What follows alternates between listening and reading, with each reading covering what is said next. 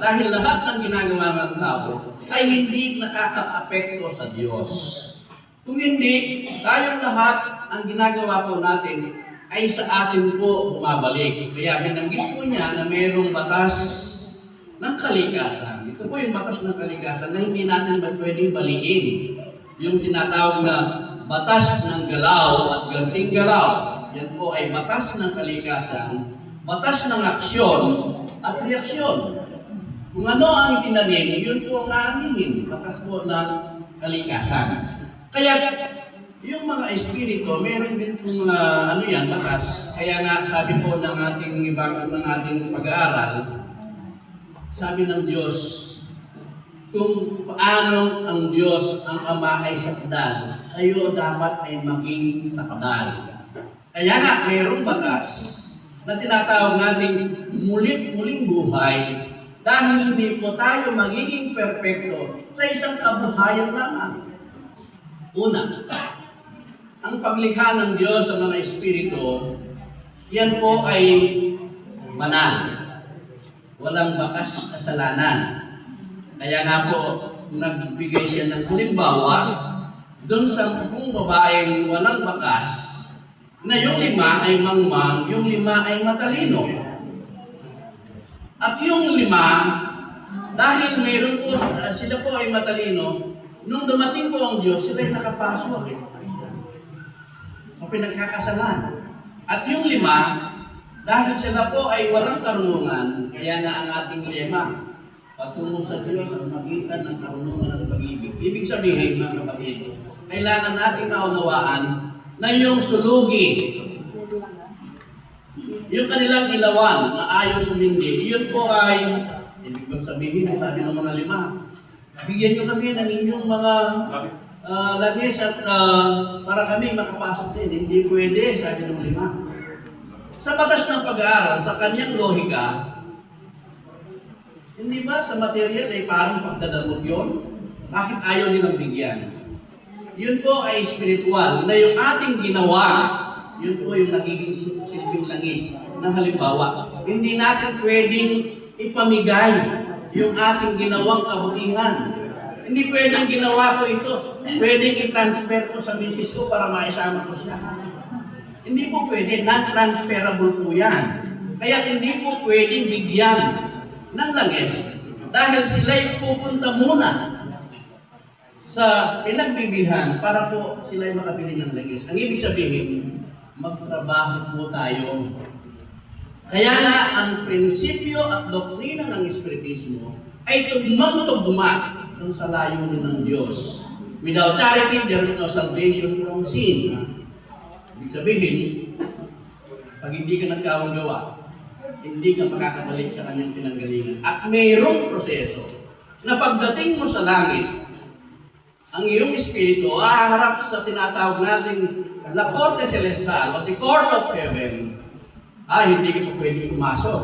Kapatid, kailangan kang bumalik. Yun ang batas ng muling buhay. Kaya tayo po mga espiritista ay naniniwala sa reincarnasyon dahil yun po ay batas ng kalikasan na hindi ka makakaalis sa mundong ito hanggang hindi mo nababayaran hanggang sa kahuli-hulihang beles.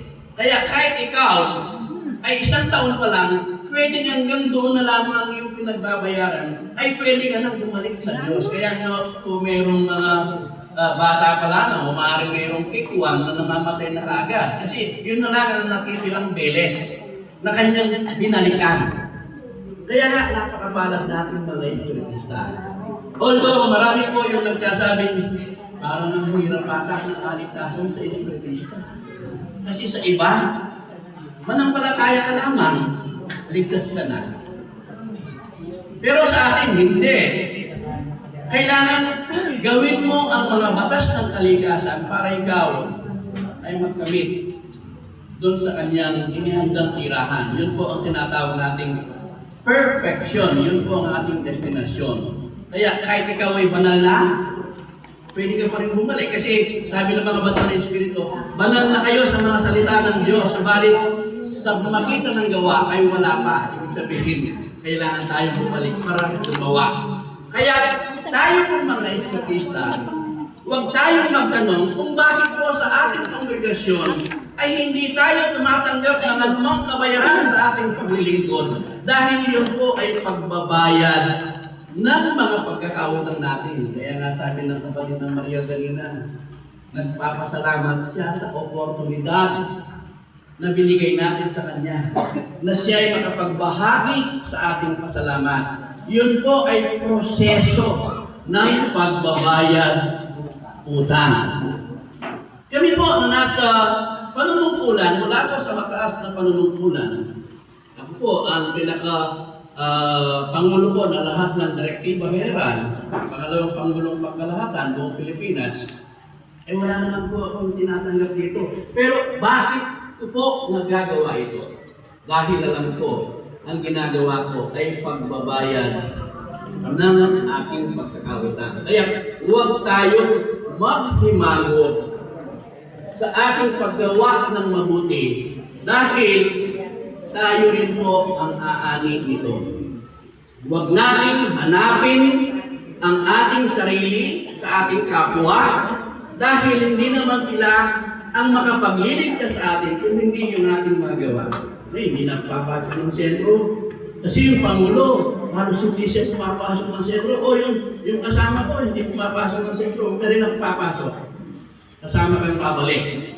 Pag ganun po ang ating prinsipyo. Kaya napaganda po ng ating paksa. Muli po ang ating pamunuan, ang ating samahan ay sana ay nagpatuloy po ang ating mabuting pakisamahan para po sa kaligtasan ng bawat isa po sa atin. Muli po, ng umaga, maraming salamat.